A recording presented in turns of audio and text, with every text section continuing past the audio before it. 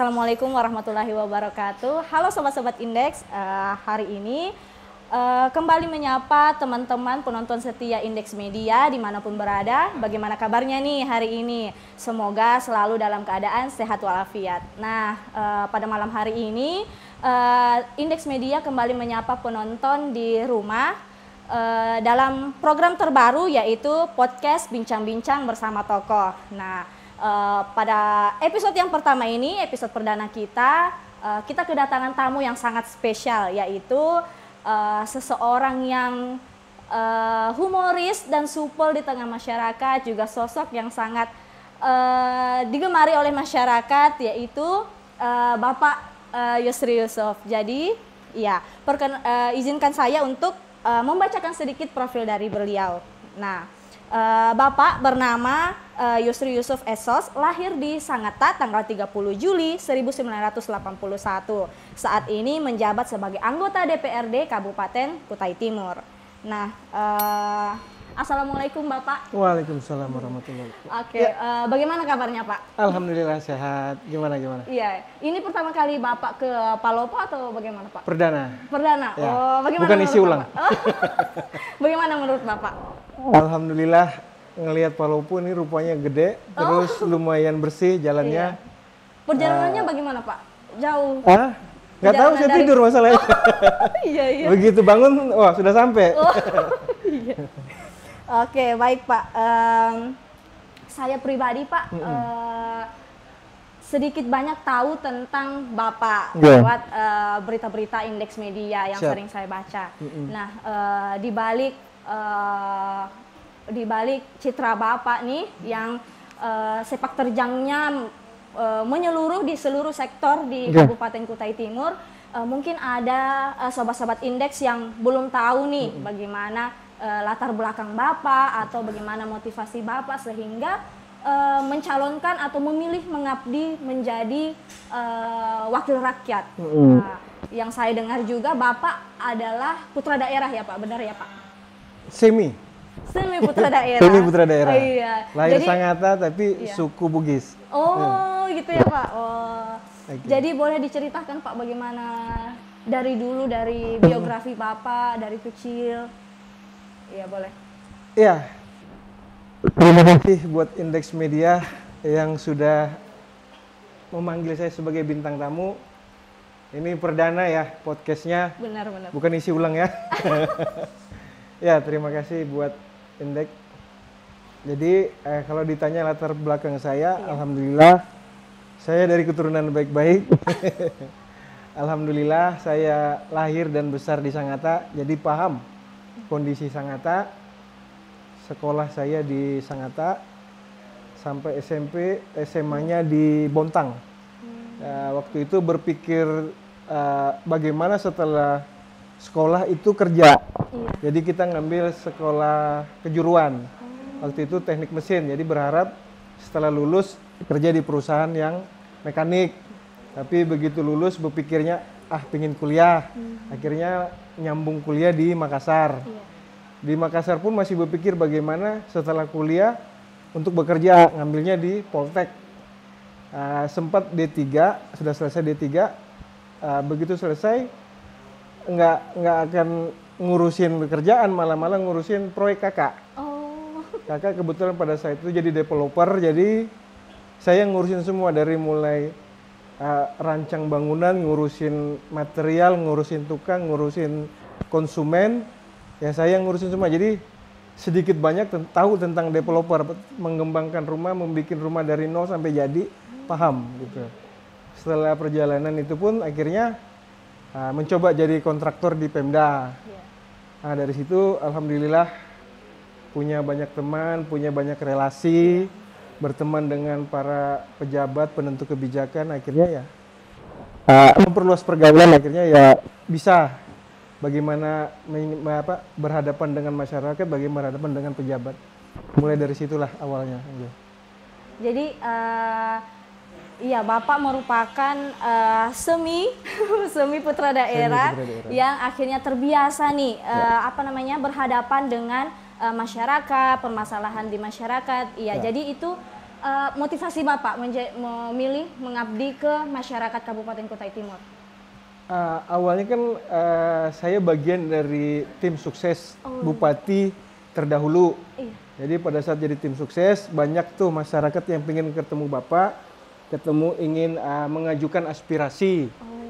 Pada saat itu saya berpikir, oh begini toh, jadi bagian dari pejabat. Nah, akhirnya sudah terbiasa begitu, berpikir untuk menjadi anggota DPR, mewakili masyarakat ke pemerintah, gitu.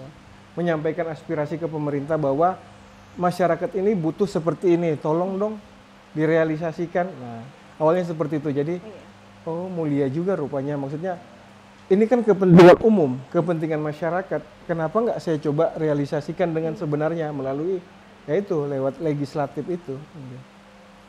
Iya. Pada waktu mencalonkan nih Pak, mungkin bisa dipaparkan kembali visi dan misi yang Bapak sampaikan pada waktu mencalonkan. Ya, bukan visi dan misi sih ya. Hanya menyampaikan kepada masyarakat bahwa masyarakat harus ada perwakilan, gitu loh. Harus ada perwakilannya di parlemen untuk menyampaikan aspirasi mereka. Karena kapan dia tidak punya perwakilan atau orang dia kenal di parlemen, aspirasi dia akan susah tersampaikan ke pemerintah. Mungkin bisa lewat Musrenbang Des, Musrenbang Cam, melalui teman-temannya. Cuman kalau nggak dikawal, itu agak susah. Jadi memang jalur pintas lah shortcutnya, masyarakat ke anggota DPR langsung akan lebih mudah terrealisasi apa yang dia inginkan gitu lah. Tentunya yang bersifat infrastruktur, bantuan-bantuan. Iya. Mendengar mendengar berita tentang Bapak, membaca berita tentang Bapak, ada beberapa sektor yang kemarin cukup Bapak wakili seperti perkebunan kelapa sawit khususnya, dan UMKM juga Pak waktu itu, peternakan juga sempat saya baca.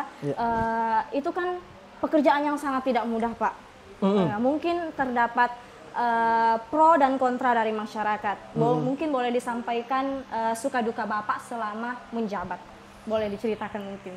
Ya, suka duka sih belum terlalu banyak, tapi ya alhamdulillah semenjak jadi anggota DPR, masyarakat banyak nih yang bercerita, alhamdulillah kami ada perwakilan sehingga kami bisa berkeluh kesah.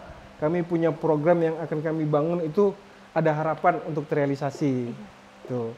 Jadi mereka datang ke kantor bercerita bahwa kami ingin berkebun, bisa nggak kami dibantu fasilitas perkebunan, alsintannya, pupuknya, terus setelah panen, kira-kira pemasaran kami ini bagaimana solusinya. Ya alhamdulillah, maksudnya dengan diskusi seperti itu kita dapat solusi gitu loh. Nanti kita coba carikan jalan, apa perlu kami bikinkan tengkulak, bikinkan koperasi. Nah dari situ alhamdulillah mereka merasa terbantu kan gitu. Kalau di sektor UMKM sendiri Pak? Ya kalau UMKM memang ada beberapa kelompok pedagang, pedagang kaki lima, pedagang yang ingin dibantu gitu. Salah satunya sarana dia untuk berjualan. Kalau untuk bantuan modal mungkin nanti program Bupati, karena kebetulan Bupati yang terpilih sekarang punya program seperti itu, bantuan modal UMKM. Nah, saya cuman arahnya ke bantuan untuk bantuan UMKM-nya dia, mungkin peralatan dia, gerobak dia, atau alat produksi dia. Dan alhamdulillah kemarin kami diskusi dengan APB, Asosiasi Pedagang Bengalon. Mereka minta dibikinkan gerobak, terus rata-rata kan penjual-penjual pentol tuh, pentol goreng atau sosis. Ya mereka minta dibikin di pengadaan untuk alat seperti itu. Gitu. Alhamdulillah bisa kami yakinkan bahwa insya Allah setelah kami dapat pokir, kami akan masukkan itu. Karena itu bagian dari program pemerintah juga, insya Allah kami bantu. Kalau ini Pak, kalau Gen Z sendiri, bagaimana generasi Z ini di Kabupaten Kutai Timur, bagaimana Pak perkembangannya? Ya, untuk Gen Z, kami sudah melakukan latihan kepemimpinan awal. Sekitar 3 minggu yang lalu di Teluk Lombok, kita coba untuk mengembangkan pola pikir anak muda, bagaimana bersikap kritis, bagaimana melihat sesuatu itu dengan bijak, terus bagaimana mengembangkan diri. Alhamdulillah sudah berjalan 2 hari, dan itu yang melaksana pun anak muda. Iya. Alhamdulillah. Maksudnya justru mereka berharap suatu saat nanti ada lagi acara seperti itu atau program seperti itu sehingga anak muda ini tersalurkan gitu loh. Apa yang ada di pikiran mereka dia bisa ucapkan gitu loh. Dengan latihan kepemimpinan yang kita bikin itu, mereka tahu cara berbicara, bagaimana berbicara di depan umum, bagaimana menyampaikan apa yang ada pikiran Ria gitu. Alhamdulillah. Sudah terrealisasi semua. Oke. Ini Pak, kan sekarang apa namanya? Lagi ngetren nih di kalangan Gen Z ini. Mereka ini kesulitan untuk mencari kerja atau tetap di satu profesi gitu Pak. Kemarin ngetren di TikTok atau di sosial media X. Mungkin ada tips atau motivasi dari Bapak sendiri karena Bapak berangkat dari putra daerah nih yang akhirnya belajar gitu. Bagaimana Pak? Boleh disampaikan? Motivasi hidup gitu ya? Iya, atau tips gitu ya. Ya, motivasinya paling perluas pergaulan, kembangkan diri gitu. Artinya tahu nih posisi dia, terus tahu kapasitas dia apa, itu dikembangkan. Tapi pergaulan itu harus luas. Karena kita tidak tahu nanti siapa yang akan membantu kita, siapa yang akan berhubungan dengan kita. Nah, justru dengan banyaknya teman kita bisa banyak diskusi, bisa banyak ilmu. Jadi harapannya ya seperti itu, teman-teman ini atau Gen Z ini punya pergaulan yang luas. Tahu semua tentang ilmu, paham tentang ilmu, dia kembangkan. Jangan terpaut satu profesi saja. Kalau bisa diusahakan lebih banyak yang dia ketahui. Jadi diskusi itu lebih enak, lebih paham semuanya.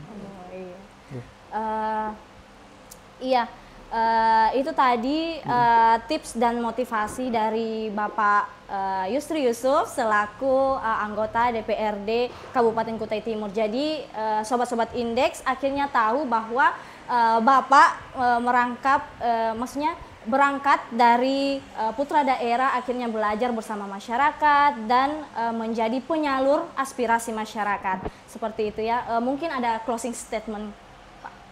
Buat masyarakat Kutai Timur dan Gen Z yang ada di Kutai Timur, ayo sama-sama kita berjuang, sama-sama kita membangun, wujudkan Kutai Timur hebat. Dan terima kasih buat Indeks Media, semoga tetap menginspirasi dan mengedukasi di media. Terima kasih.